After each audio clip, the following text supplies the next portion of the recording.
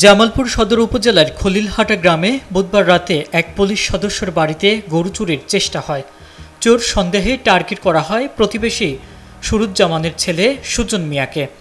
কিন্তু সুজনকে না পেয়ে গভীর রাতেই তার বাবা মাকে বাড়ি থেকে তুলে নিয়ে যান ইউপি সদস্য নায়েব আলী ও তার লোকজন। বৃহস্পতিবার সকালে বসে সালিশি বৈঠক। সেখানে সুজনের বাবা সুরুজ্জামান ও মা জ্যোৎস্না বানুর উপর চলে অমানসিক নির্যাতন। শুধু তারা নন, চোর সন্দেহে তোতা মিয়া ও সোহেল রানা নামে আরও দুজনকেও পরিবারের সামনেই মারধর করা হয়। ভরা মজলিসে এই অপমান ও শারীরিক নির্যাতন সহ্য করতে পারেননি এক সন্তানের মা জ্যোৎস্না বানু।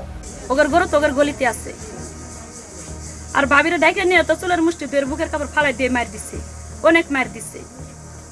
আর বাইরে তো হে মার দিছে, তারপরে ছাড়ে দিবার পেলাম যে ছাড়ে দেন, ভাবিটা মারা গেছে বলে ছাড়ে দিব, তারপরে বাইন্দে পরিশোধে নিয়ে গেছে, পরিশোধও মার দিচ্ছে।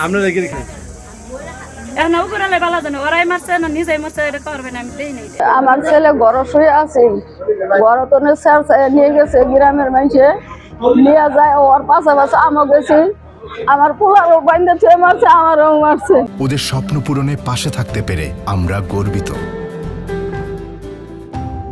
এই আকস্মিক মৃত্যুতে পুরো এলাকায় শোকের ছায়া নেমে এসেছে। স্থানীয়দের অভিযোগ, প্রভাবশালী মহলের অনৈতিক চাপের কারণে এমন মর্মান্তিক ঘটনা ঘটেছে।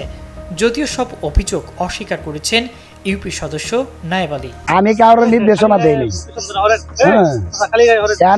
ওরা বানোয়াট ভাবে বলতে পারে, কিন্তু আমি ব্যক্তিগতভাবে কারো নির্দেশনা মারধর করার জন্য এরকম রেকর্ড আমার মেম্বরি জীবন তথা মেম্বরি মানে আগের জীবন অদ্যবধি পর্যন্ত আমি কারো গায়ে আজ পর্যন্ত হাত তোলার অভ্যাস আমার নাই।